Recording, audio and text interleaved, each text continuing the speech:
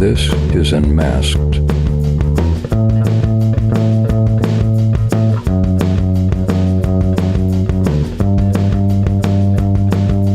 You have a very certain type of like personality.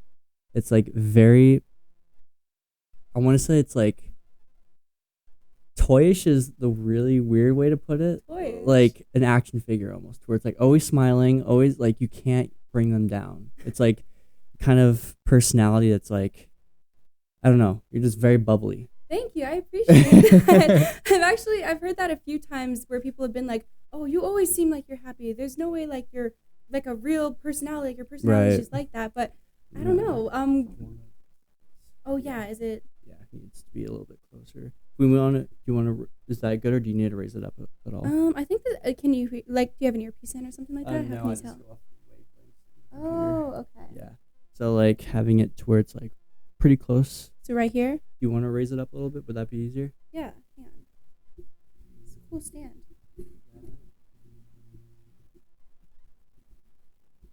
Is that easier? Yeah, maybe a little bit lower. Wait, no, it's okay. Yeah. Yeah. Okay. Cool. So people you get that kind of a lot with like, I don't know, since like that first day I met you, I'm like, I don't know. It almost is it like a personality, or are you just naturally super Honestly, happy? I think I'm just naturally like a happy person. It's funny though, because I've gotten some like really adverse reactions to that, to be honest. Like, really? Some people have been like, oh, you're too happy, you're secretly like an evil person, like an evil villain or something like that. And I'm like, wait, what? How do you get that out of being too happy? But I don't know. I think I've always just kind of been like that because my mom is wavering good. I think so. Okay, cool. My mom has always been super happy, and my family's always just had like bright, bubbly kind of personalities too. So I think I just kind of have grown up like that. Yeah, I've noticed that the super happy, like bubbly people. Have you seen Monsters University? Yes. You know how like they have the mom that like, oh, okay, go do your stuff, kids, and I'm gonna listen to my tunes. She starts turning heavy metal, and you're like, whoa, what is this?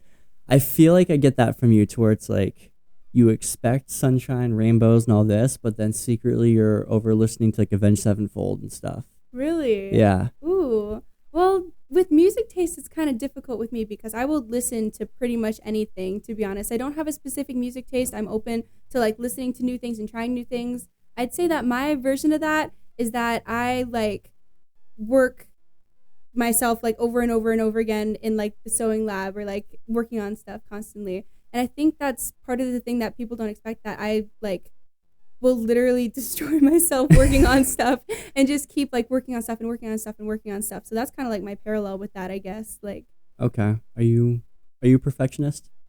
I'm a perfectionist in that I feel like I need to continue working on stuff and just making all my work the best that it could be, and like producing stuff constantly, like constantly making stuff for social media or stuff for new shows. But I definitely have to improve in terms of perfectionist on the technical spectrum of stuff, if that makes sense. Yeah. Okay. Where do you think that drive came from? Because I know I'm a very similar way. I don't like not working. I don't like not having something to do. I always kind of feel like there's something that always needs to be done, and if there's not, then figure it out. Like I don't believe in bored days. There's a difference between a rest day for me and a bored day. A rest day is where it's intentional. You're like, I ain't doing anything. I'm just going to watch Netflix all day. I'm going to pig out. I'm going to be a bum. The bored days is where you have motivation, not even motivation, but you have energy to do stuff, to be productive, but you don't have the avenue to do it. So you just do those lazy things, not because you need the rest, but just because you have nothing else to do. I don't like those bored days. And so I'm like, I need to be doing something. And with that, I tend to put way too much on my plate, biting off way more than I can chew. It sounds like you're a similar kind of. Yeah, I think it's definitely super easy to do that. Like for me personally, I don't know if it's the same with you, but whenever I have those bored days, I feel super guilty about not doing stuff. I remember, I think the last time I had one, I remember there were so many things going in downtown Phoenix, and I live in Tempe, so it's a kind of a commute to get from Tempe to downtown Phoenix. Yeah. And I remember there was like a symposium going on. There were guest speakers. There was like a networking event, but something like would not let me get out of bed. I was just laying there and I was like, I don't know what's wrong with me. I was looking so forward to this. I just Move this a needed little to bit closer. sit there and just kind of like be and just do my own thing for like a day. And I felt so guilty about that for some reason. And I kind of had to sit with myself and have that realization, like, why do I feel guilty for just resting and taking care of myself for a day, you know? So you felt like an immense guilt for just letting yourself relax. Mm-hmm. I feel that too much. I think when I kind of stemmed it down, I kind of realized it was because I feel like in our generation, I know you're a little bit younger than me, but I still feel like there's still that kind of trend within our generations of like you have to have this immense amount of success at such an early age. So like when I was younger, I was a workaholic, but it was because I was like, I don't want to be in my early 20s wishing that I did something more in my teens. And then same thing with like my early 20s. It's like, I don't want to be in my 30s wishing that whatever time, money, energy I had was utilized in the right way. I want to be able to look back on those times and be like, no, I did good. It might have been a hell of a lot of work and stuff, but I did good. And so it's like that fear of like, I need to be doing something so that my future self can be proud of me. Yeah, I know exactly what you mean. And I think that's something that I'm personally trying to get over and stop struggling with because for me too, it's so easy to kind of compare yourself with people who are like the same age and are doing like so many different things, like with actors and actresses, like being my age and acting in all these incredible movies and going to all these incredible events. Like it's so easy to compare yourself with those people and be like, hey, why am I not doing enough to be that successful at my age if they're able to accomplish it? So I think that's another thing that kind of makes me want to keep working on stuff and want to keep producing stuff and want to keep just doing things is like my will to like kind of be as good as the way I see other people. What do you compare about yourself most with other people your age? As someone who is, you're 19, right? Yes. As someone who's 19, I feel like that is a very prime age, especially right now that like all these social media apps are geared the most towards your age. Like I'm finally starting, I feel like kind of fall off the thing of like, okay, like we're more interested in the 18 and 25-year-olds. Like after you hit that, they're like, I mean, we'll give you still content, but we're not as geared towards you. You're like right at the threshold to where they want your eyes. They want to make sure that you're on the app 24/7. But like you said, there's just so much of this comparison value. So is there like certain stuff about you or your life that you compare most to? Well, it's interesting that you say that, to be honest, because for me too, I also see it as the people younger than me that it's more geared to that because I see so many like 15 and 16-year-olds, for example, blowing up on TikTok and going viral for just like the most random things. And it's so easy to be like, oh my gosh, why wasn't I doing that at age 15 or 16? But I was 15 and 16, you know? Yeah. It's kind of like there's this Vine or meme or whatever. It was like a video that I was watching and it was like when older people are like, oh, you should have just bought a house back in 2000. I'm like, yeah, cool. I'll let my 6-year-old self know that I need to drop whatever I'm doing and buy a house and now. Start investing and doing all this. Yeah. Exactly. And it's just so like I get like there's inspirations, but then there's a difference between like the inspirations and just completely just comparing yourself. Like the amount of times that I'll go on and I'll see some 17-year-old kid that's like, yeah, I make $50,000 a year passive on the side of school or something. And I'm like, dude, when I was your age, I could barely even go to school. I could barely even like wake up on time to go do this and stuff. And like, it just makes the current me feel like shit. Yeah, exactly. And like, I always think about too, like if all of a sudden, like, do you ever think about like if you could go back to like your 7-year-old self, but still have your current mind? Yeah. What would you do? And I think about that a lot because I was like, ooh, what if I was 7 and I just all of a sudden picked up a sewing machine and I just could do all this stuff at age 7? But it's completely unrealistic to think that way, obviously. Yeah, you have to, and like it's through a lot of therapy that I've kind of learned that you have to kind of give yourself the grace of like, I did what I could with the resources and stuff that I had at that time. Exactly. I didn't have the wisdom, the experience, or the brains that I do now. If I could, yeah, I'd go back and be like, hey, whatever money you have now, go buy a bunch of Bitcoin. You'll thank me later or something. Or go back and be like, hey, there's that new company Amazon that's kind of starting to pop up. You should look into investing. And like, I'd be getting all these investing books and be like, hey, this guy Warren Buffett. 5, like Yeah, exactly. Like yeah, there's a lot of different stuff. But at that time, I didn't know what investing was. I didn't Yeah. know what stocks were. I didn't know what Bitcoin was. I remember I saw a sign, but I'm like, I don't know what the hell that is. Is that some sort of weird coin that I don't know about?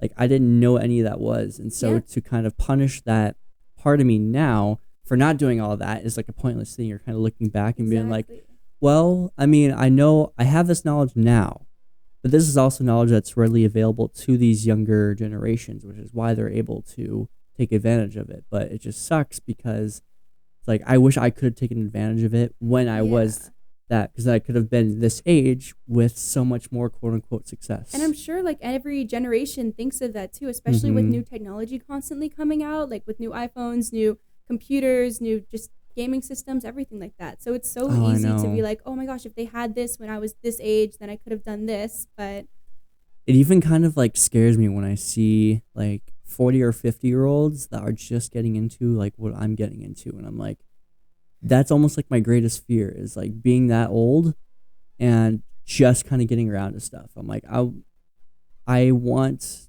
to be able to enjoy it when I can. I want to have the energy and have the ability to enjoy the success like that when I'm young enough to do so, mhm. rather than wait till I'm 50 or 60, get this, and be like, cool, well, my retirement now, I don't have the energy to do anything, so I'm just going to be playing golf and watching movies all day. I want to Yeah. be able to enjoy that now. So it's just like that part of me that like I'll go out and I'll see like, oh yeah, there's this 50-year-old that's just getting into the side hustle and they're trying to start over, and I'm like, I really hope that's not me. Well, yeah. I think like there's some beauty in like exploring like different things too, like when you're older too. Hmm. I know like my grandparents, for example, they're always picking up new tattoos. My grandpa, for example, she just started getting into tattoo work. So she has like a whole arm of tattoos and she has it all over. I think it's the coolest thing Like ever. she's just now becoming a tattoo artist. She's just now like starting to get tattoos on herself. Oh, no yeah, way. and How I think old it's is she? the coolest thing. She's I think 70 or 80. No way. Yeah. Mm-hmm. I think it's the coolest thing ever. And I always tell my friends about it. I'm like, yeah, my grandma's getting tatted up this weekend. It's the coolest thing ever. That is badass. Yeah, right? And she let me design one. I designed a hummingbird for her. She has like a hummingbird and some flowers. And then she has like one of those flower anklet things around her leg. I think Really? it's amazing. Yeah. See, those kinds of things though, that's a little bit different, but I love that because especially for a woman like that grew up in a stigma of like when she was our age, tattoos were not looked at the way they are today. Mhm. Tattoos have only become this like sociably acceptable thing within the last like 2 decades. Before that, it was like if you had tattoos or anything, you were looked at as a criminal. You were looked at as Exactly. like you weren't looked like women are a lot more attractive now with tattoos. But that's not a thing that was looked at back then. If like you're a woman with tattoos, it was because you were in a gang or it was because you were a criminal or you're or like something. tainting your body. and Exactly. just- We're like yeah. a guy. Like you weren't looked at as like the hot bad boy and stuff. You were looked at as like, oh, I shouldn't be with you because you're not going to amount to anything in life. Yeah. You've probably been to prison. You probably do drugs. You probably do all this. Now it's like, oh, okay. Well, everybody, even like Exactly. Everybody just casually has a tattoo. I'm trying to convince my aunt, my grandma, my mom to all get a matching tattoo Yeah. with me just so we can all have like something that, ties us all together. do you have any? I don't have any. It's on my Okay. bucket list too. The first one I want to get is the matching tattoo. I want to do like a little flower behind my ear or something like that. Really? Yeah. Is there significance to the flower? Not in particular. I just want it to be something that my mom and my aunt and my grandma would actually want to get. Okay, know? that's Yeah. fair. Although I can't imagine getting something like behind my ear because it's like right on bone. That's And the thing that so- people have said too, but I don't like want my first tattoo to be something like super big or visible, just so I can That's kind of true. like get used to the idea that, oh, this is something that's going to be with me forever, I feel like there's too much of a fear with it. Like when it comes to tattoos, too many people like you have to get something that you're gonna absolutely love and everything for the rest of your life. It has to be this absolutely meaningful thing. And I'm like, I sometimes forget I have a tattoo where I have tattoos. Yeah. I'm like, and with technology evolving, there is such thing as removal. It might be a pain in the ass to get it removed. But So it's there's possible. removal, there's cover-ups. Like just because you get something inked on your body does not mean it's the end of the world. I know what you mean. That's the kind of fear I need to get over too, because the same thing with my hair. Like I have never cut or dyed my hair, like Really? or like even gotten like a cool hairstyle, and I definitely want to. Like I think it would be cool to get like layers, and I wanted to dye my hair white for the longest time, but I've never gotten over the fear of, oh my gosh, I would change this thing that's been with me since I was super little. You know, I wouldn't look the same as when I did when I was like 7 years old, you know? Is that based off of kind of the environment that you grew up, like with the environment that you grew up in? Was it just frowned upon to kind of do all that, or was it just because you personally made that choice? I don't know, to be honest. Yeah, that's kind of a hard question, to be honest, because like I've never, like, my parents haven't been against me cutting or dyeing my hair. Okay. I don't think anyone in my life has been. If anything, people have been like supportive about it. It's kind of just like me letting go of a part of myself that I had since I was younger. Because when I was little, like, one of the most predominant things about me was my long curly hair, and I just didn't want to change that about myself, because I feel like if I did do it, I would look back and see an old photo of me and be like, oh my gosh, I don't look like that little girl that I used to be, you know? Yeah. So what changes then do you see yourself making, or are you comfortable finally with making about yourself? Yeah. Well, I'd say some of the biggest changes that I've made with myself is developing my personal style, which is something that, again, isn't like a big commitment, because I could change my style day to day. I could dress this way one day and this way another day. And also experimenting with different makeup too. I think that's a really cool way to kind of like define myself without it being like completely permanent. But I think finally getting a tattoo or finally getting that haircut is something like a big step that I'm going to eventually take. Are you afraid of change? I think so. I think I definitely am. Do you have that thing to where it's like there's like that comfortability zone around familiarity? So whether it's like about yourself or something, like that's kind of how I am with different hairstyles or even facial hair. The amount of times someone's like, oh, you should try this facial hair, and I'm like, I don't know. I got 1 or 2 compliments when I had this facial hair, so I'm going to keep it for the rest of my life, type of thing, or something like that. And something as simple as that, it's like facial hair grows back in 2 weeks. For some people, by the end of the day, they have a whole beard and stuff. So it's like, but it's that change aspect of, if I'm gonna, or like a hairstyle, I know that I'm not gonna be able to get a different hairstyle again until it grows out, which could take a couple months. I don't know when my next haircut is, and so I'm like, do I really want to try? I know this is a trend right now, and I know that other quote unquote attractive guys are getting this, but do I really want to change that, or do I want to do this? Like take the risk of actually changing that. And I had like a phase too where I wanted to like fully buzz cut my hair, just because I was like, I need to do something, you know, I need to take that step. I'm glad I did not buzz cut my hair, but it's just taken me so long to actually like grow it out. So if I did, then it would never be at that point again, you know? So I completely get that. I think one of the biggest things too is like I've always been in Arizona my entire life too. And it's definitely on my bucket list to live somewhere other than Arizona. You know, I want to go to New York, I want to travel abroad, but taking that step for me has also been extremely difficult. Have you ever like felt like that? Like, have you lived in Arizona your whole life? Yeah, I'm born and raised, so I'm from Flagstaff originally, and I lived there for the first 21 years of my life. Never lived anywhere else. Even traveling was kind of an anomaly for me. But I had a couple friends that wanted to come down here, and I was kind of like, you know what? There's an opportunity that's knocking at the door. I don't have to make the jump to a whole new state or a whole new other place. I could still stay within the same state, but I knew that I didn't want to be one of those people that's like, oh, I've only lived in the same hometown for my entire life. I'm like, that's not a life I want to live. I want to be able to experience other cultures, and even like the cultures between Phoenix and Flagstaff. I didn't even realize how different they were. It's a really big difference. And Flagstaff's beautiful, but downtown Phoenix is a lot more, kind of the city life just in general is a lot more just very compact. Right. But yeah, I mean, it's a scary jump, but it's a jump that I want to make too. But it's just like, the thought of doing it just brings me a lot of anxiety. Exactly. Yeah, I know. I hate that it does, like, though. Yeah, and all my family too. Like, most of my family lives in Arizona. A lot of them used to live in New York, but they kind of traveled down to California and to Arizona over the years. So I have very few family up in New York. But being like that far away from everything that I've known my entire life, just the idea of that is crazy to me. It's like that nesting thing to where like I'm okay with exploring the box of comfortability. I love getting out of that, but I love having a home base to come back to. Exactly.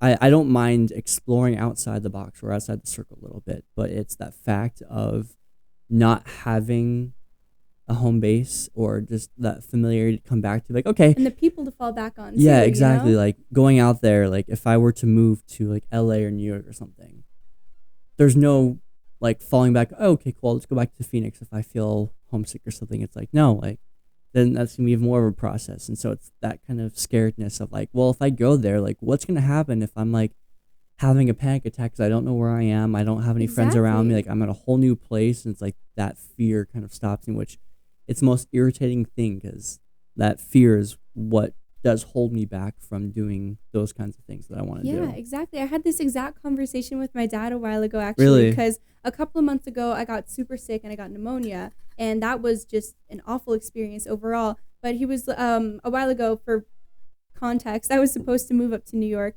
and he was like, imagine like if you were in New York and you were just sick and you were alone in this apartment, like this tiny like cramped New York apartment, Mm, and you had nowhere else to go because you obviously can't go out when you're sick. You can't like go down to the supermarket and just get some food super quick. Like right. when you have pneumonia, it like knocks you out completely. And that like realization like shocked me. Like, oh my gosh, I could have been in the tiny little New York apartment Right. and dealing with all this. It's just it's a scary thought to me of just being in that area to where like it's one thing to move somewhere if you already have people there, Mm-hmm. because then it's like cool, I at least have some sort of familiarity. But those kinds of people that can just uproot their entire lives and just be like, you know what, I'm kind of tired of this, I'm gonna move to a different country, I don't know anybody, I don't know anything, I don't, it's just a whole new thing. I'm like, how do you do that? Yeah. How do you do that? Like, but I'm also someone that has severe like anxiety and depression and stuff, and so I need to be able to regulate those things. So if I need to be able to ground myself. I need to be Mhm. able to be like, okay, well, it was cool today. I was able to get outside my comfort zone or go on vacation. Like I've gone on vacation across the country, but because of the fact that I can always think back and be like, cool, I can have all the fun I want now, but I'm gonna actually be able to go home into my own bed, see all my own stuff, and Yeah. go to my own spot after this is done. So regardless of how crazy I am here, I get to go back to home base, which is kind Yeah. of Exactly. centered me a little bit, but I don't want it to. No, Is I that know weird to what you say? mean. Like I had this conversation too recently with one of my friends, and I was like, I think that for so long I've kind of defined myself through who I'm friends with and my relationships and Mm-hmm. where I live and what my career kind of is. And I have trouble like knowing who exactly I am personally just because I Mm-hmm. define myself on so many external factors that I'm just are so easy to fall back on if something just goes wrong or if I need just somewhere to be for a minute, you know? And I just need to learn how to just be as an individual. And that's the hard part. That's what I I'm kind of know. slowly trying to figure out, you know? Well, that's where like the most learning comes from, is just getting out. But it's fear has such a stronghold. As like I always try to practice being uncomfortable, but it's that the psychology of being uncomfortable is not a fun feeling to have usually. Mm-hmm. Like obviously some people can put that into like adrenaline, like, oh, this is a change, I just love change and all that. And like, yeah, I love that too, but because of just the way I am, it's just not the same. And it's a psychology that I definitely want to change. Mm-hmm. Um, you were kind of talking about like defining yourself with like your friends and everything. I'm kind of curious, if you were to kind of define yourself or define your life in one sentence, how would that go? Like define my life in one sentence? Yeah, just like the life of Lena from birth till now, the journey. Like if there were a book that were written about your life from birth till now, what would it be titled? That is a really good question because I feel like there are just so many aspects of any person's life that just can't be boiled down to a single sentence. Do you have something that you think would work for you personally? Organized chaos. I think that's like the best way that I can kind of organize chaos. And maybe I don't even know. I don't even know what it would have to be, something with like perseverance, Yeah. but also just like my life has taken so many different turns and I've had so much different stuff happen, like from birth to teenagehood. It was pretty mellow, but then teenagehood to like turning 20, that Mm-hmm. was one huge chaotic mess. But then from turning like 19 till now, I feel like I've become so many different types of people within those different time frames that like I used to be a partier, realized that wasn't my thing. Like I've Yeah. tried so many different avenues that it's like that's where like the organized chaos kind of comes from. But at the same time, there's always been something underlying with that. Yeah. I completely relate to that. While you were thinking of that, the first thing that came to mind was kind of like the creative aspect and the messy aspect. So maybe mine would be somewhere along the lines of creative mess. Okay. Just because like I think I read this thing once that said most artists, or at least the ones that notably are defined as the most creative, like in history books or whatever, often had the most messy and disorganized studios. And I thought that was so absolutely. interesting because with me personally, like when I'm sewing in the lab or something like that, I'll have these bags and bags of just mixed matched denim, and it'll get all over the place, and it'll take me like an hour to clean up after I'm done. But I feel like whenever I do that and I bring all my mismatched denim, I always come up with the best ideas when Yeah. I'm willing to just let myself be messy like that. It's funny because I'm a similar way, but where other people see my mess, I see the organization. Like I know where something is. Yeah. It might not Mhm. look like a complete organized thing, but I'm like, I know exactly where everything is. If I need a paper clip, I just know to look over here. If I need Look under the desk on the Yeah, left corner. exactly. Like I've put it to where like my brain will be like, cool, I'm gonna put this right here. I'm gonna bookmark it real quick. I almost more often lose stuff in plain sight than I do when I'm just like, cool. I'm just gonna put it over here and then boom and then boom and then boom and then someone else it's gonna look like just complete chaos. It's Yeah. gonna look like disorganization. But for me, I'm like, you need something, I can find it in 2 seconds because I Yeah. know where it is.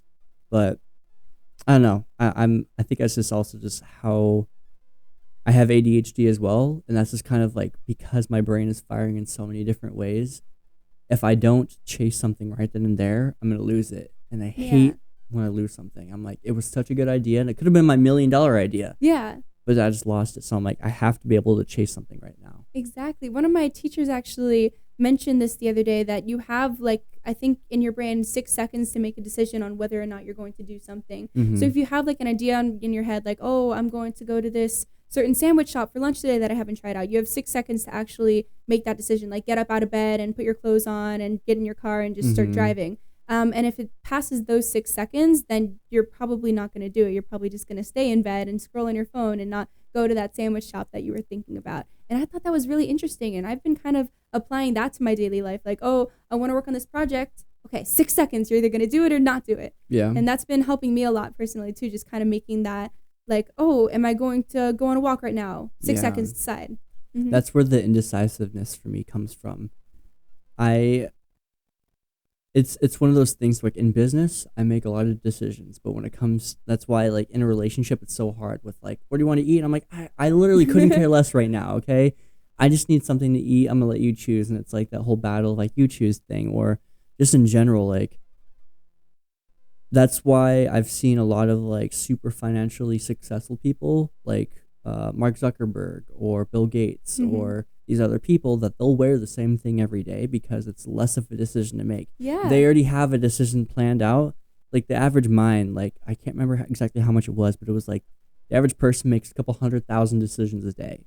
And it's like, wow, are you serious? Like that many? It's like, well, yeah, you have to decide that if you're going to do this and do that. And like even the smallest decision takes some sort of energy. So if you can Yeah. start limiting, that's why, like meal prepping helps so much. For me, that's why I don't hate cooking because I hate cooking. I hate cooking because I hate deciding what to cook. Mhm. I hate being like, okay, well, do I want to make pasta? Okay, well, do I want to make beef or chicken? What veggie do I want to have? And it's like, you know what? I tend to just like go to those frozen meals or something because it's already made. I'm like, cool, I just have to pop this in the microwave and then I can focus on Exactly. something else. Yeah. I don't have to sit there and be like, okay, well, for the next hour, I'm going to look in the fridge and decide, okay, what can I make out of this? Or even at the I hate going grocery shopping for that reason because I'm Mhm. like, there's so many things. I'm like, what do I even want to do? Do I want to be creative? Am I going to have a spike of creativity and just want to be like, cool, I'm going to be a chef tonight? And cook everything from Yeah. scratch, chop up the tomatoes and the onions and actually Exactly. make something out of it. Yeah. Or is it going to be one of those things where I'm like, I literally could just eat anything right now. I just need nutrients in my body. I need protein and nutrients, and that's good. I could literally eat a protein bar and be good. I know that's probably not good, but like in those kinds of instances, I'm like trying to make the decision for my future self, trying to be like, okay, well, what's tonight going to look like? How much energy am Yeah. I going to have?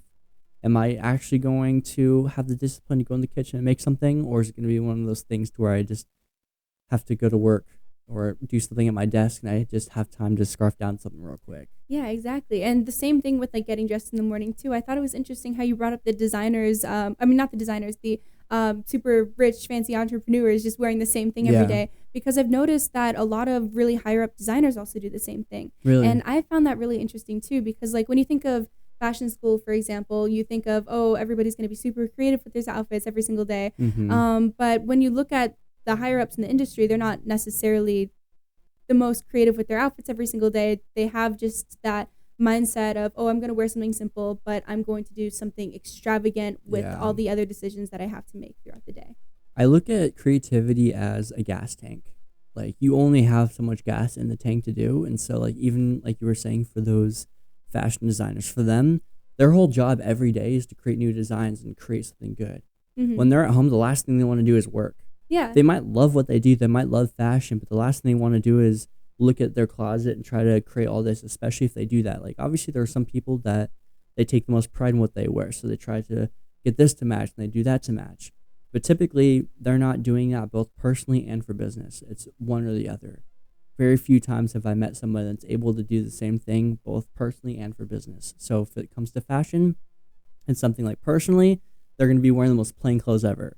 Because all of their creative energy goes into their work, goes into what they produce, not what they personally wear themselves. Yeah, exactly. And when I have like content days or something like that where I'm creating in the lab, like sometimes I'll purposely wear like just pajamas or like the most simple outfits and just like not even barely get ready in the morning.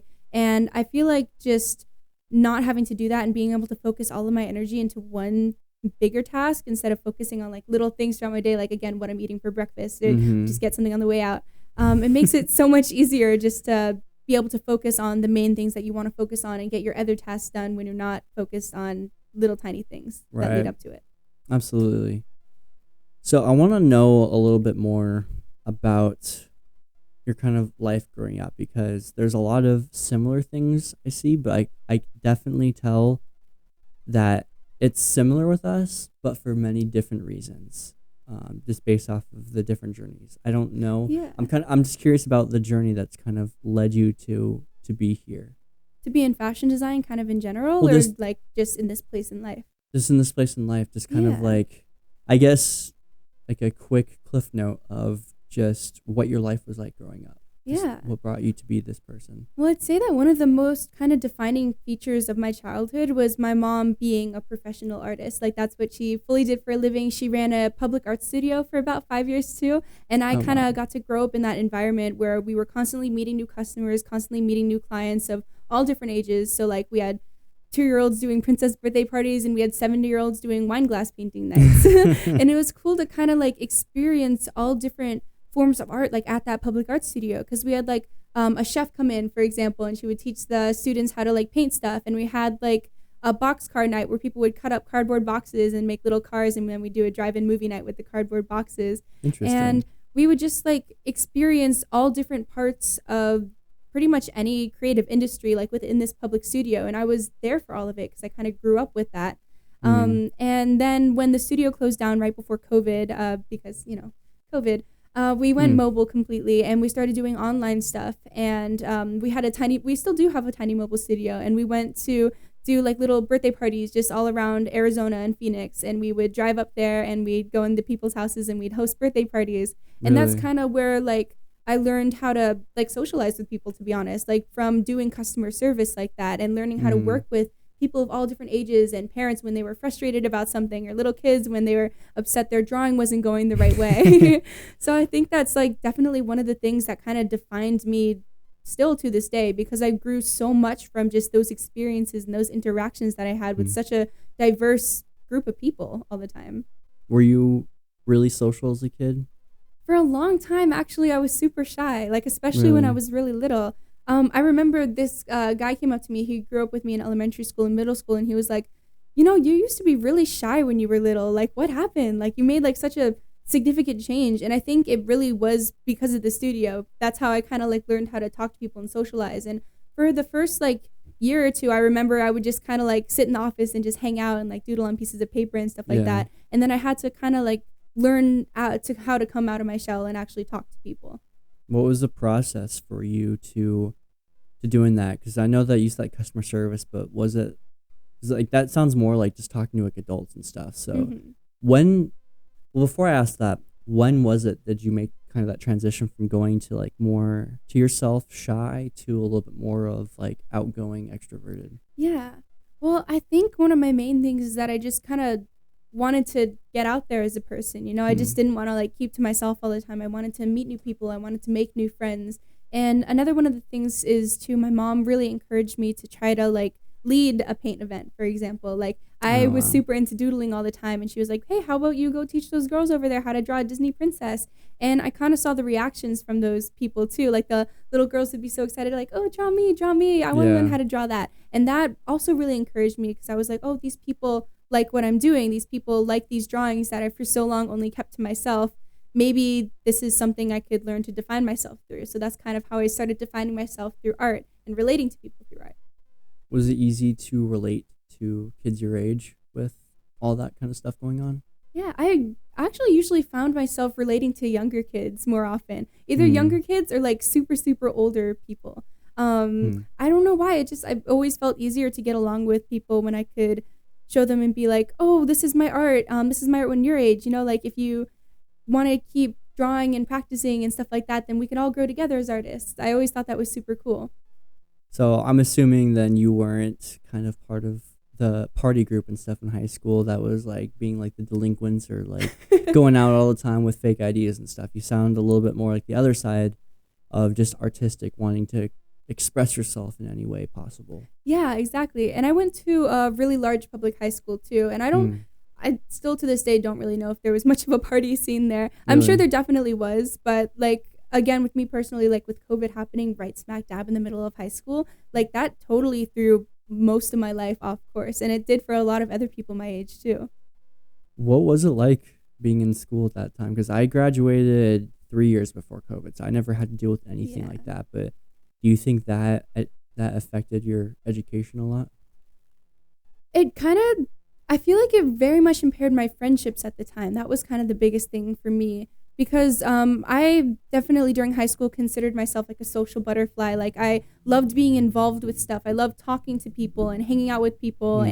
And I was involved in a lot of sports and a lot of different clubs. And then all of a sudden, within a week, it was all taken away. It was all just gone. And I had to figure out different ways to communicate with people and still keep Mm. being a social butterfly, but with not being in person. And that was something that definitely was a struggle for me at first. But I think COVID is the time where I went through the most self improvement and growth because Mm. that's when I actually learned how to sew. That's when I picked up a sewing needle for the first time and a sewing machine for the first time. And I tried to create the prom dress that I would have made if prom wasn't canceled. Really? Mm-hmm. Was it made of denim? Was not made of No. denim. My first few creations, my mom and I would actually like this was during the height of COVID. We would get suited up. We'd wear like 2 jackets, 2 pairs of pants, like multiple masks, and then I think we even wore like goggles at some point because we like it was during the point where nobody knew how COVID was being spread, and we just did not want to Oh. risk anything. So we'd get suited up and we'd go to Joann's and we'd buy all this fabric and we'd stock up, and then I'd just create for weeks on end and end. So it sounded like fashion was then a little bit later on in life of a discovery. If I were to ask, like, freshman you, what you were kind of looking at as a career, what was your kind of goal? Well, I think it's really interesting because originally when I was a freshman, I had convinced myself that I had to go into a normal career, you know, like one of the careers that are just pretty much guaranteed to make you a good amount of money and then you could settle down, Mm-hmm. have a family, everything like that. And I wanted to go into pediatrics because I love working with children and it just overall seemed like a solid job opportunity. And it is a solid job opportunity. But during COVID, I kind of really sat down with myself and I realized, you know, being a pediatrician would kind of destroy me to see kids sick all the time. And as much as I want to like work with them, help them, and I still love to volunteer and everything like that, it would be so difficult to be in a career where you have to kind of separate yourself from any emotion with children, you know? That was a very similar thing. Right after high school, I wanted to be an EMT. So I went to training to be an EMT and stuff. And I loved all the knowledge, but then I really started kind of thinking about the psychology of what it was going to do to me. The fact that as an EMT, you have to care for everybody no matter the situation. So if I go into a situation and there's child abuse happening, there's a predator, there's just something like a guy with a swastika or something, I have to help him still. It's part of my legal duty to do so. And I'm like, I'm still a human being. I can't reasonably force myself to do all that kind of stuff, which is why you hear a lot of times of like, I could have done more care for this person, but I didn't, type of stuff. Or there's been like those medical shows to where it was, I think there was one show to where it was like this black lady was working on this guy. That's Grey's Anatomy. Yeah, I saw that exact same scene and I was like, oh my gosh, I wonder if I was like in that situation, what I would have done. Because it would be so difficult to kind of separate yourself from that. Yeah, because it's like, well, you can't play God. You're not allowed to just decide on who lives and dies just based off the decisions that they made. Maybe they've reconciled with the decisions. Maybe this is their turning point or something, but you're not seeing it. And so like when you do take care of someone like that, it is hard to discern away from all that, that was ultimately kind of one of the reasons why I was like, I don't know if I could do that. And then because I had that first responder training, I've gotten into situations where I'm like, look, I'm not a certified EMT right now, but you're in a situation where it's either me or nothing. You have 10, 20 minutes till the ambulance arrives. So either you can deal with this and just hope for the best, or you can let me kind of help you out a little bit here. Wow, so you went through the whole training of being EMT. I did. That's amazing. Wow. Yeah, I did the full 6-month course. I just didn't pass the tests, so I didn't get my official certification, but I still went through all the training and the education stuff of what they do. And so in those situations, I was able to kind of help out in some instances, but like the amount of riled up, like at my old apartment complex is the second one I lived at here in Phoenix. My downstairs neighbor got shot in the stomach. Oh, geez. And based off of my childhood, I grew up in like a more ghetto part, and so I was used to like all that kind of stuff. So my first instinct was to go down. I was on the phone with 911, and so I already had that, and they're just screaming in the phone, don't go down there, don't go down there. Like, oh no. I'm like, well, if I don't, I already know that there's nobody down there that's gonna be helping him. And if I was in that situation myself and I was like bleeding out or something, I'd want somebody to at least come and help me. I don't care what it was. I'm like, I was like picturing myself in his situation of like, if I was just sitting there bleeding out, I don't know if an ambulance is coming. I don't know if anyone heard. Is this it for me? Am I about to die right here just from whatever stupid thing? And so I was like, I'd rather I'm someone who likes to serve others. So I'm like, I'd rather just go down there, hope for the best, and pray that I don't get involved with anything. Yeah.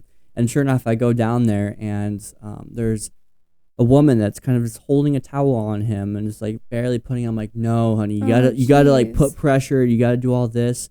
But at that same time, like one of his best friends is screaming in my face, like, "Oh, you gotta!" Was he the one that shot? Like, no. Do you know the whole situation? I don't know the whole situation. I do know that it was like they were drug dealers, I think. Oh. But as far as I know, it was a random shooting.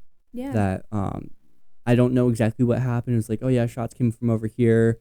Nobody could really tell. There was just a lot of chaos and stuff. But it was like I was in the middle of trying to help this guy out, but his friend, who I couldn't blame because obviously there's so much adrenaline happening. Yeah. This is her friend on the ground that's been shot.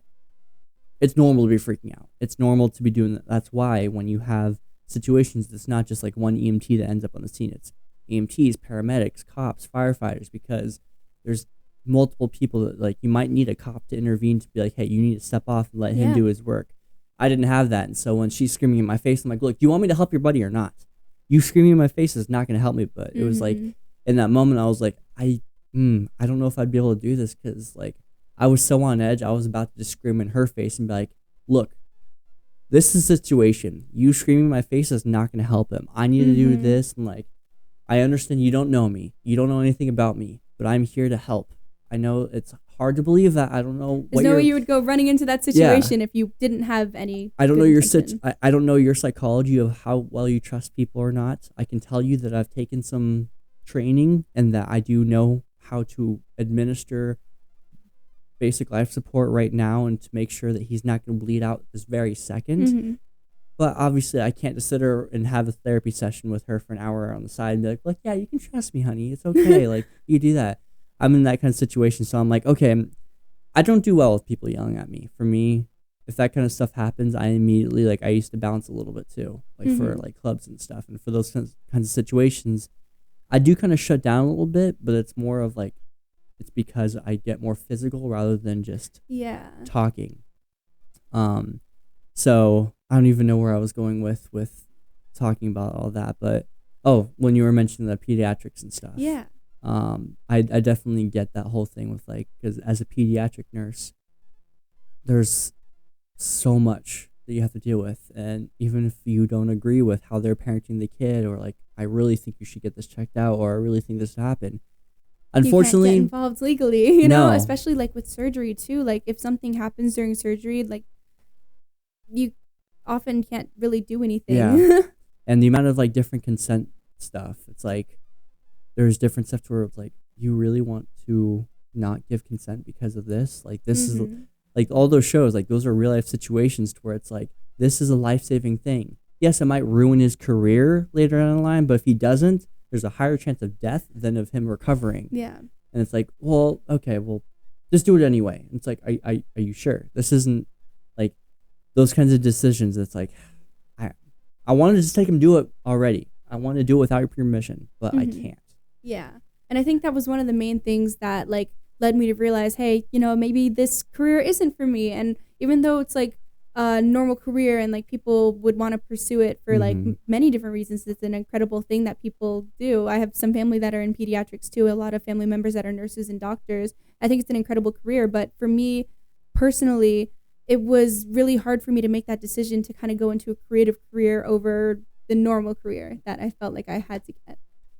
With your mom being definitely in the arts, you haven't really mentioned anything about your dad. Is your dad in the picture? My dad is a lawyer actually. So he's completely on the opposite side of the spectrum. So you have that normal, like, successful job type of thing, and then you have the other parent who's like the creative type of thing. So I have like both parents, like just all over.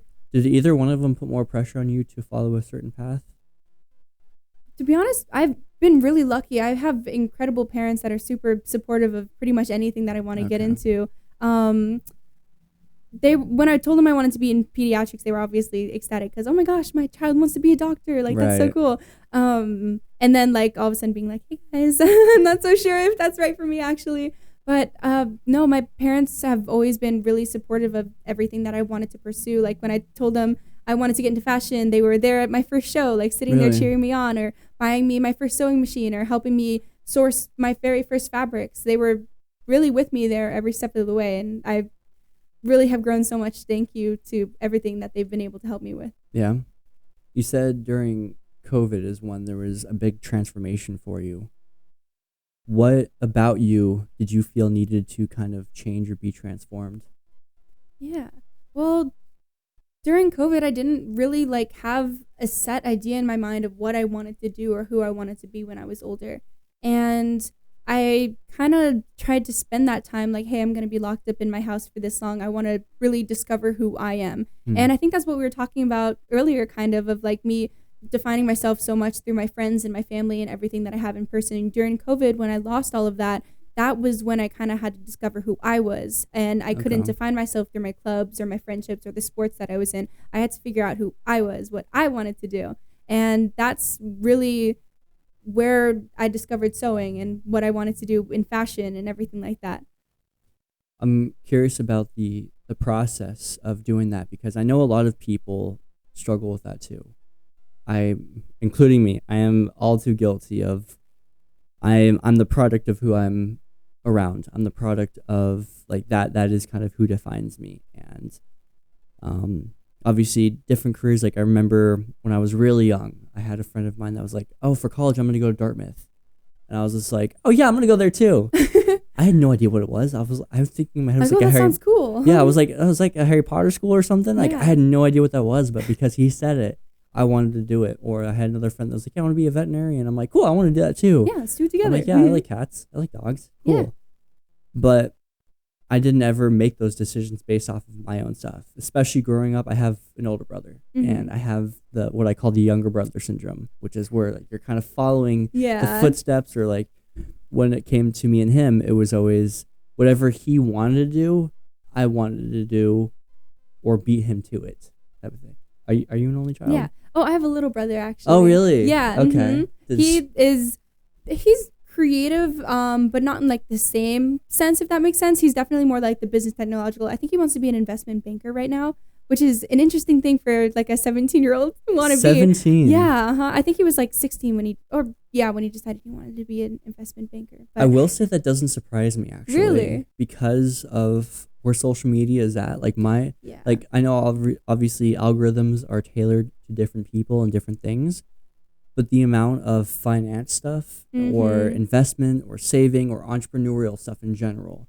Like I'll be scrolling through my stuff and I'll see some freaking middle school kid that's like, day one of starting my own business. Blah, blah, blah. I'm like, are you serious? Really? I was like, I mean, by all means, like explore your options and stuff. But there's so much going back to the social media thing of like a push towards that kind of stuff. So like, especially investment banking, there's now people on YouTube that are becoming super popular. Like there's Graham Stephan and stuff who does personal finance on YouTube and who those kinds of things can cater to younger audiences. And then they're making like, why wouldn't you want to do this? Yeah. Like, why wouldn't you want to have a ton of money when you're older and start now? And then people are like, oh my gosh, yeah, I should start now. I should start super young and then dedicating everything to wanting to be this certain thing. Yeah. That's cool though that he's one. Do you know why he wants to get into that? Obviously, I know you can't really speak for him too much. He's always been super into investments. He does a lot of sports betting, which I think is really interesting. So he does a lot of sports betting online. He says he makes a lot of money off of it. I mean, I don't really know the truth behind that, but he likes sports betting a lot. So that's what he's really into. And he likes investing a lot. So he learns a lot about investments, which I think is super cool that he's like, he knows how to do that. Because I need to learn more about how to do that. But what, sports betting?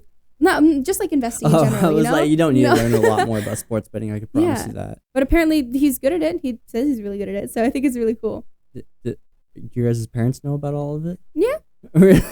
Yeah, they asked him about it. Like a while ago, we were at a baseball game and they were like, oh yeah, what sports? He has like 3 bets going every day or something like that. He bets in like, I think in like foreign countries or something like that. I really don't know how it works. Maybe I should get him on this podcast next time. How is he legally doing that? I don't know. Maybe that's I'm not really sure, but he enjoys doing it and I think he's doing pretty good off of it. So, you know, who am I to say anything else? Dang. Okay. Yeah. So he's not following though like the creative. He's kind of like you're following a little bit more of your mom's path. And he's following more of my dad's path. Yeah. My friends always say my little brother's the type to get super like obnoxiously rich, but nobody knows how he's going to do it. He just has all these like side hustles and he learns all these things constantly. And I totally agree with that. You know, he's just kind of like, he will pick up on stuff super easily. And yeah, he's really cool, but definitely a lot different than me. Yeah. Would you like to kind of learn about that kind of stuff more? Or are you a little bit more of just, no, I want to learn more? I think it would be cool. I already invest in stuff like that, but I don't know like how I can do it better, if that makes sense. And I definitely want to learn how to do that because that kind of stuff is obviously important. But I feel like just being in college now and like having a job and working on everything else that I'm working on, it gets really difficult to manage everything and be like, oh, I want to learn this thing, but do I really have like hours to set aside, you know? I'm kind of curious of how your life balance kind of works between going to school, having a job, having a social life. How does the balance in your life work? Yeah, it gets really, really difficult if I'm going to be really honest. Like on top of school, on top of my job, on top of all the other fashion stuff that I want to do and creating content and everything like that, it gets really, really difficult to have like a healthy balance. Like there will be days where I'm just spending like 16 hours in a lab like during the day and then traveling home and the only thing I do is like get up and then go to sleep, and that's pretty much all I do, and then like work. And it gets really difficult to manage like and make sure that I'm getting enough sleep or I'm like eating the things that I need to eat. I remember like during Fashion Week last year, there was Scottsdale Fashion Week and Phoenix Fashion Week and Arizona Fashion Week and all these different fashion events going on in like one condensed month. And I was making myself go to every single little thing because I was like, this is the coolest thing ever. I don't want to miss out on a single thing. And I didn't miss out on a single thing, but I paid the price for it because I got super sick after everything was over. So that's kind of what I'm learning. I'm assuming you deal with a lot of FOMO then. I deal with a lot of FOMO. Yes. Yeah. How do you deal with the FOMO? Like, because I know you probably learned a lot about yourself from over accentuating yourself to going to all these different things and doing all that. Is there a way that you've kind of dealt with or learned to deal with the FOMO? Yeah, I think one of the main things that people have said to me is that I need to kind of be nicer to myself, you know? My parents and my friends and family have always said, like, you're so mean to yourself when you miss out on any opportunity, or you don't reach out to this person in time, or you don't pick up on this or this or this, because I do definitely have big FOMO when it comes to that kind of thing. And I think being kinder to myself and being like, hey, you know, maybe it's okay that you missed out on this one thing if you got to get an extra day of sleep or an extra day of rest, because that's something that when it comes to being a college student, it's kind of difficult to have those off days, you know, and when I'm constantly jam packing it, I don't really have any rest time. And so being nicer to myself and being like, hey, it's okay to just sleep in for a day or just hang out for a day has been one of the hardest things that I've kind of had to force myself to do. So you're not good at giving yourself grace. Yeah, I'm getting better at it. I'm getting better at it slowly. But yes, definitely it's something that I need to be nicer to myself about. Because that's a very unfortunately relatable thing. Like, I have a lot of accomplishments, but it's hard for me to absorb those accomplishments. It's hard for me to do all that because there's that whole thing of like, I give myself my 5 seconds of fame, but then it's right back to the drawing board. There was another thing. There was like this guy who won the Super Bowl. Next day is I let myself have 10 minutes of awesome, right back in the gym type of stuff. And there's two different kinds of people that you'll talk to. There's the kind of people like, cool, keep working because they're the entrepreneurs, they know. But then there's the other kind of people that will try to convince you of like, just enjoy it. Just like slow down a little bit, enjoy it and Smell stuff. the flowers. Yeah, like it's so hard to discern which people to learn from because on one side you have people that have achieved like a certain success and you want to follow them and you know it takes this. But the other part's like, I mean, you're right. I am a human being. I do need to be nicer to myself.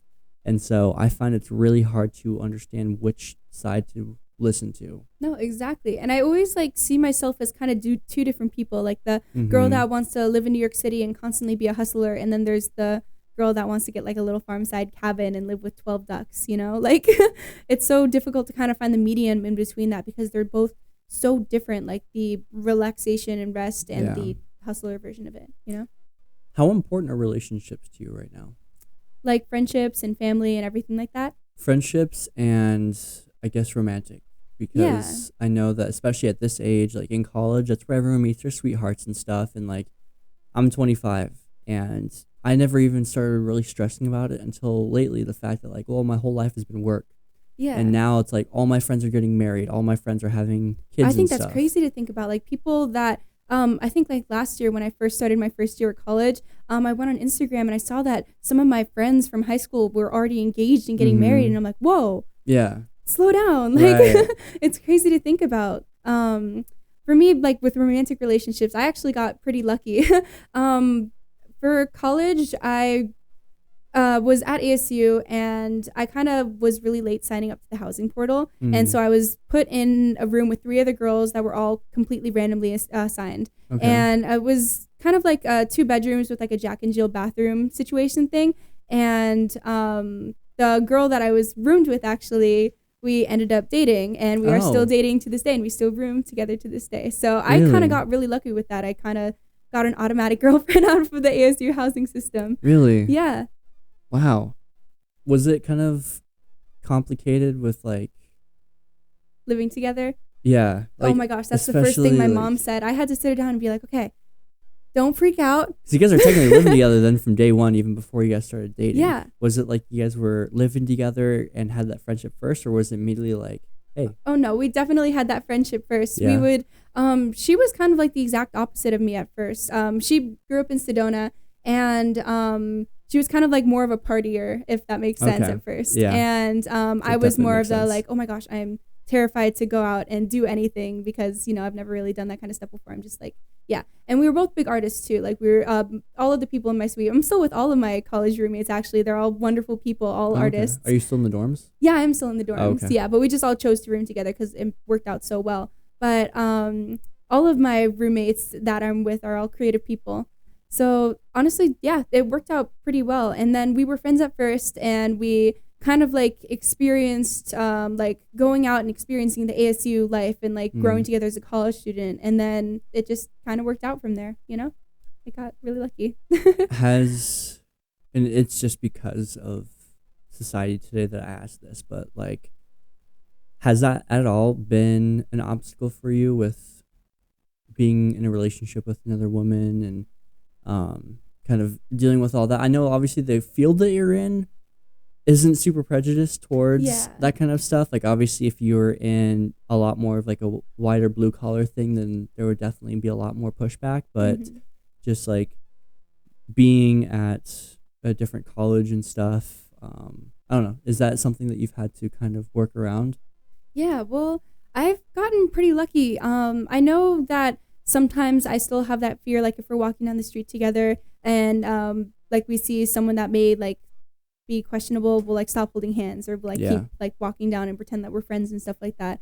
And that is always frustrating. But I'm lucky in the fact that I have very supportive friends that are also part of the community, and that my parents are also very supportive. And I haven't really had to deal with any like lashback besides the occasional person that's like, oh my gosh, you know. But honestly, it hasn't really been that big of a deal, you know. And I think that's really nice that it's growing to be that point where anybody could get into a relationship with anyone and it doesn't have to be a big deal. So I had no idea before this that you were gay. Or I don't know if you are. I'm still, the whole political correctness thing, I'm still really trying to. Don't worry about it. It's okay. Do you identify as gay? I don't really have any label on myself. I'm just kind of me. Just you. Okay, cool. Is that something that was a big hurdle kind of growing up with? I can imagine with especially a regular public high school and stuff. I know I had quite a few like gay friends and stuff in high school, and I can tell the toll that certain things like social media, or depending on where you live in politics and depending on all that, and I don't get into politics or anything, but I just know that that could create certain hurdles and stuff outside of just life itself. Was there a lot of kind of hurdles with accepting that about yourself or coming out or anything like that? Well, growing up, I didn't really like learn what it was until I think middle school or something like that, and that's when a ton of my friends kind of started discovering themselves too. And I didn't like know what it was at all before that, and I always thought that was interesting. Like now, why didn't I know anything about that when I was in elementary school? Like, why isn't it something that teachers talk about or like adults talk about? And I was lucky enough to like grow up with friends that kind of like were going through the same struggles as me. And for a while I had like what was called compulsive heterosexuality, where you kind of like force yourself to, you know, be what society considers normal, you know? And forcing the situations so that you don't have to deal with it, right? Yeah, exactly. And people, like, when I would come out, people would always be like, really? Like, super surprised, because like I present very feminine and everything like that, so nobody like really expects it, and like people are sometimes really shocked about it, and I'm like, well, you know, I'm me. Okay. So I know that stuff like that can be a little bit personal, but it's just always, I know that that's such a big part of your life a lot of times, and for some people it's like, I mean, it's just like you being in a straight relationship. For other people, it's their entire lives based off of how they grew up or something, or the amount of pushback, or maybe family, the fact that like some families don't accept it depending on how classic or whatever they are, or how traditional they are and stuff. So it's just kind of, it makes me curious in some instances, especially because I don't know who listens to this podcast. I don't know if there is someone that is struggling with their sexuality and doing all that, and so it's, I don't know. No, I think it's definitely something that's important to talk about. And I know for me personally, like, I don't like talk about it that much unless like I'm asked about it, obviously. Just because I don't think it is something that defines who I am as a person, you know, and it is something that defines who I am as a person, but it's not like my entire personality, if that makes sense. I think that making everything normalized is just the main thing, you know, like I'm happy and I love my girlfriend so much, but I think that making everything normal and normalized just is one of the biggest things towards making everybody feel accepted, you know? Yeah. No, I definitely get that. And that kind of goes into a lot of different points, which maybe it would be okay to get into or not. But no, I agree. I like and respect the whole just normalizing. Like, I'm not here to tell you who you should and shouldn't love.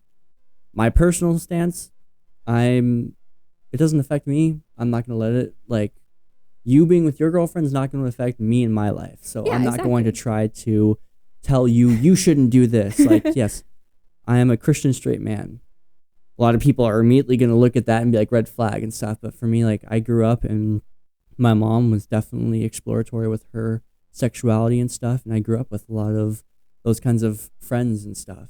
And so for me, I'm like, you respect me and I respect you. I'm not, as long as you don't try to push anything onto me, I'm not going to push something onto you. Yeah. If you say, hey, I like that guy, can you ask him? Yeah. I'll be like, yeah. Hey, are you gay by a chance? My friend thinks you're attractive. Same thing with like a woman, like, hey, your friend is really cute. Can you introduce me to him? So it's like, I'm definitely on board with that whole just making it equal, not. Yeah, not making it a big deal. Yeah. Yeah. Which, no, I like that a lot, which, yeah. Yeah. Mm-hmm. So I'm me, and that's just who I am, and that's okay. You know? Yeah. I know it kind of gets a little especially in today's world, getting into that stuff gets very touchy and stuff. And I try not to make this one of those super controversial things where we're talking about. Yeah. Like, and that's my main stance on it too. Like, I don't want anything to be controversial. Like, I am just who I am, and that's it. Like, it doesn't have to be controversial because that's who I am. So with your fashion brand, you take a different stance. You don't just play around different stuff. Your thing is a different like material and stuff. You focus on denim. Yeah, that's what I've been most recently focusing on, especially. My main stance, like, for starting out in denim, it actually began with an eco fashion week that was happening. It's happening like soon, actually, like in the next 20 days. Oh, okay. But I found out about this opportunity, which was like, design for a runway, like create a sustainable upcycled denim design and then have your work out on this runway. And I thought that was the coolest thing ever because at that point I only had designed for one runway and I was like, oh my gosh, I really want more opportunities to get my work out there. I think that's really interesting and cool. So I signed up super last minute. I think I had like 3 days to create this stuff. And I got my sewing machine and I called my mom and she dropped off a ton of bags of this old denim. And she was like, yeah, just go crazy with it. So I spent like hours and hours in my dorm's common room and just sewed this gigantic ball gown dress. It was featured on the Arizona Fashion Week stage, actually. It was my finale piece. And I created that. And then I created kind of like a suit that was almost like flare patchwork like pants and then like a bikini top almost. And those were the very first 2 denim pieces that I created. And that kind of just kept spiraling because I was, after the show, I was like, oh my gosh, I have all this denim, you know, I have to create more stuff out of it. And I just kept creating and creating and creating. And then once I found out about the Arizona Fashion Week opportunity, I was like, wait, I could really make something out of this. This is something that has been so personal to me with sustainability and just how much I've grown from doing this challenge and from creating all these denim pieces. I could create a line out of that. And that's where it kind of snowballs into what it's become today. Wow. So it was based off of that kind of competition stuff, why you started working with denim. Mm-hmm. So that was the whole original. Okay, I was kind of curious of like, why denim? Yeah, a lot of people have said that before, and it really just was that split-second decision to participate in this really cool contest that I found out about. So what's the like 5 to 10 year goal with this? Do you want to completely have like your own fashion line? Do you want to create a new type of denim? Like, I don't know. What's your like 10-year plan with this? Yeah. Well, my goal ultimately, like just being in fashion design in general, has always been to inspire change within the fashion industry. Because right now, the fashion industry is incredibly, incredibly damaging. And with denim as a textile, too, it is one of the most environmentally damaging textiles to create and to produce and to actually make into anything. Gotcha. And when I found out about that, I was really, I guess, concerned about the fact that really nobody knew about it. And I, as somebody who was really interested in fashion, didn't know about it. Mm-hmm. And being a part of this competition that was kind of made to spread awareness on all of this was kind of like a big game changer, because I was like, wow, I know about this issue now, and I'm a part of this opportunity to spread more awareness on it. And I could kind of make this into my thing too, where I could spread awareness on issues of sustainability. And that's where I kind of got involved with more clubs and started doing talks about like, hey, you know, fashion isn't all that sustainable, but here are ways that you could pivot and make it more sustainable. Okay, so you want to kind of really kind of keynote that sustainability aspect. Yeah, exactly. And especially when it comes to things like upcycling and thrifting and like Mm-hmm. not discarding your old clothes because it has a rip in it. It's so easy to learn how to just like mend a little thing, like a little rip in a shirt or a little like patchwork on a pant. Mm. And my club actually has hosted a few events and workshops where people have just gone in and brung their old clothes, like a tank top whose spaghetti strap had broke off, or like a pair of pants where there was like a rip down the side that was just unwearable. And we will full on just teach them how to fix it so it's still wearable after that. That's cool. Yeah. Okay. Huh. I really like to see kind of like the upcycle stuff with all of that. So for someone that wants to get into fashion, that this they don't know at all where to start. They don't know at all, like, obviously, yes, you can go to college and start taking some fashion classes and stuff. But we were kind of discussing earlier that those kinds of classes aren't always like what you're looking for, like for film. Yes, you can go to a regular university and take some film classes, but that's not going to be anything compared to actually going to a film school. Same thing with like fashion. You can go to like ASU or something and take some fashion classes, but that's going to be much different than going to like an actual fashion school where they actually completely specialize in all that. So for somebody, because you've earned quite a few awards, you've kind of gotten your brand out like outside of school completely. Like you haven't just stayed in the school realm. You've very much branched out, found these different runway shows, found these different ways to kind of get your brand seen, kind of do all that. What's a good blueprint or like a good starting point, you think, for someone that is like, I really want to get into fashion, but I have no idea where to even start? Yeah, I've definitely gotten this question a lot more recently. I think about a week ago, a reel that I posted about like my journey as a fashion designer kind of blew up a little bit, and a lot of people were reaching out to me with questions like, oh my gosh, I'm in high school. This is something that I want to do. Can you tell me how you got started? And I always kind of have the same answer for everybody that reaches out with that. And that is to try your best to get involved with every opportunity that you see to kind of just get your way in there. With me personally, I had reached out to designers in the area or event hosts in the area, and I would volunteer at like every single thing that I saw. Like I would go on this app that kind of has like special events going on nearby, and I would Google fashion or runway, and then I would find the contacts of the event host and be like, hey, do you need somebody who wants to be like a dresser for backstage? Or hey, are you looking for a designer? Or hey, do you need help with anything? And that's kind of the way I found my in with everything, because I was able to see how a fashion show was produced. I was able to see and meet with other designers that were around the area and get their insight. That is like volunteering just was the biggest thing for me in getting involved in the industry and just reaching out to people. You said there was an app that you downloaded that kind of helped? Yeah. Which app was it? Was called Eventbrite. And I know there's a ton of different versions of it, but with this one, I still do it. Like when I went up to New York City, for example, the first thing I did was look up the location I was staying at and then see if there were any events going nearby. And I ended up going to an event that was super close to my hotel, and I thought it was really cool just that I was able to find something that quick off of this app. So I use it all the time. What did you go to New York for? Oh, was it for fashion or was it just for? Well, it was kind of fashion related. I've always wanted to move to New York, like I said. So I was touring schools with my dad for potential like master's programs or we'll see. Dang. Okay. Yeah. That's cool though, because that was honestly kind of how I got a little bit more into the acting stuff. Is one of the biggest things that I've learned is it's all about who you know, and so.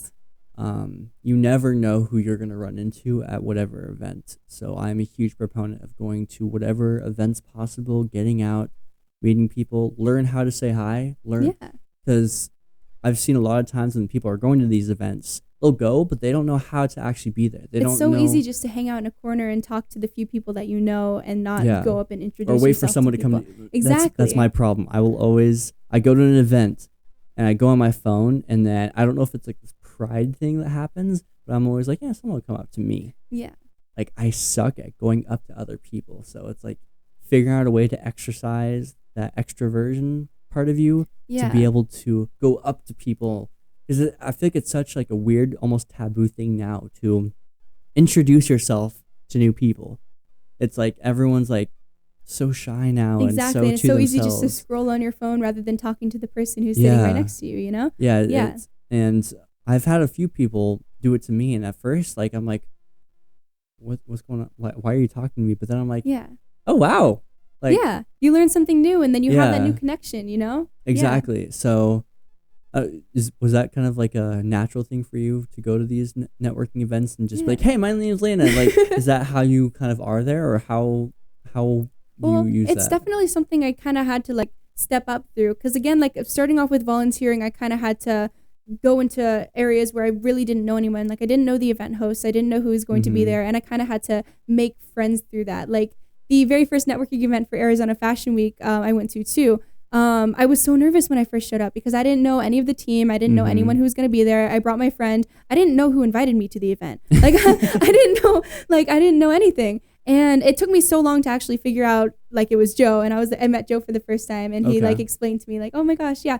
And it was really cool just finally being able to meet people like in the industry, and then looking back on it being like, oh my gosh, that's the first time that I've met people in the industry, and that's the first networking event I went to. And then that's when I kind of realized that it was so beneficial to kind of introduce yourself to everyone in the room and try to make as many connections as possible at these Mm. networking events, because you never know like who's only going to be there for one, you know, and Yeah. who's going up to go to a different state or like study abroad or after that. So I tried to really just make a goal with myself and introduce myself to everyone. Like if there's a model casting, I'll go down the line and be like, hey, this is so cool. It's nice to meet you. How long have you been in the industry? Can I get your Instagram? I've made that goal for myself to introduce myself to everyone that I possibly can. Really? Yeah.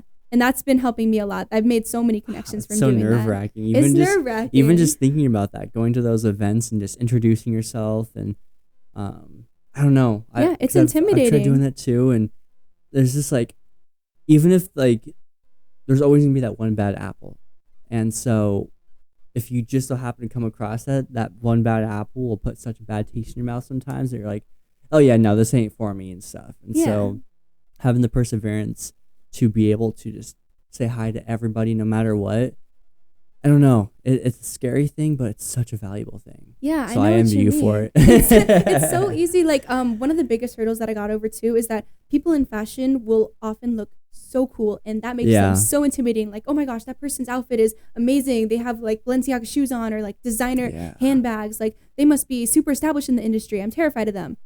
I'm going to go talk to them. I'm going to go introduce myself to them. That's how I felt at Arizona Fashion Week, actually, Really? because there were the celebrity designers there. And I remember being backstage with my models, and I saw Usama Ishne, the celebrity designer for the night, just walking through. And I was like, oh my God, if I don't give him my business card and introduce myself right now, I'm going to regret it forever. So I went up and I talked to him, and I talked to the people that he was with. And it was so much less intimidating once I got up there, you know? I agree. Sorry, I'm probably talking like a mile a minute, but no, this you're like, good. oh my gosh, I remember like being up there, and I was like, oh my gosh, what if he's like he's this super cool guy in the fashion industry? I don't know what he's gonna be like, but he was so down to earth, and all the celebrity designers were. They were so willing to talk to everybody and get to know everybody, and I thought that was so cool. It's honestly surprising of how easy it is sometimes to talk to somebody. Like the initial intimidation, it's so weird of like, you kind of have to ask yourself, why is that intimidation there? Because like there deep down, you know that nothing's gonna happen. You know Mhm. deep down that it's gonna be a conversation. Maybe it's not going to be the most in depth, super personal, super down to earth conversation, but even just saying hi. Yeah. But it's just like that what if factor. Like, what if he freaks out on me, or what if If I say the something wrong hap- thing. Yeah, or- exactly. Like, what if this happens or something? And that what if can be so powerful that it just like stops you from even initially doing that. But I've even done that. Like, I was an extra in a movie recently, and the main star, he was like in the bathroom and stuff. And this is like a very directed by very like A-list celebrities and Yeah, stuff, and like wow. very high up in there. And me and some of the extras were kind of just talking like, oh, I wonder if it's that guy, blah blah blah. And I was in the bathroom and he was changing into a different thing. And I'm like, you know what? I don't care if you're the star of this. I don't care of how much accolades you have. You're human. I'm a human. So I was like, hey, what's up? Yeah. You're the guy, right? Yeah, awesome. And I kind of Googled you a little bit. I see you're from here and stuff. And then I mentioned my podcast and stuff. And I was like, blah, blah, blah. He hasn't responded, which I'm like, all right, whatever. Mhm. It's kind of hard sometimes to do contact through social media. But I was like, the fact that I was the only extra that had the balls to be able to talk to him, even though he was just a human. I'm like, he's just a human being. Exactly. He's just a person, you know? He was in any position that anybody else was when they were younger too. You know? So I have a closing question that I ask everybody, just because everybody tends to have their own definitions of this. But for you, what is your definition of success, and how will you know that you've achieved it for yourself?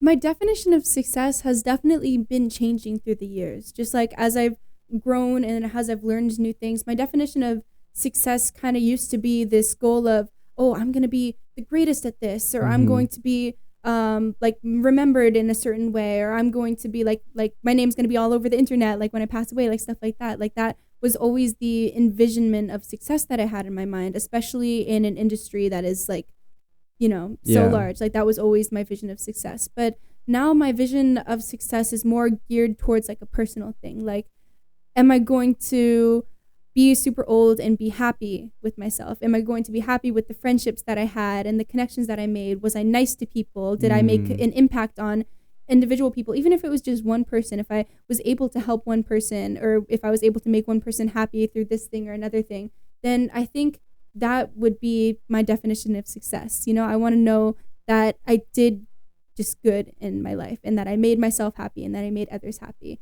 And I think the main change of my visionment of success has been such like a different contrast between like, oh my gosh, I have to be this super amazing professional person and make my big impact on the world, to just personal, because this is my life. Everybody's life is their own. Right. Everybody should be able to feel confident and satisfied and just happy. I like that. It's very sentimental. It's very like down to earth and stuff. I very much appreciate that. Is there anything else that you want to make sure kind of gets mentioned or said, or any shout outs or anything that you that you want to do? Well, shout out to everybody that I mentioned in this podcast. Yeah.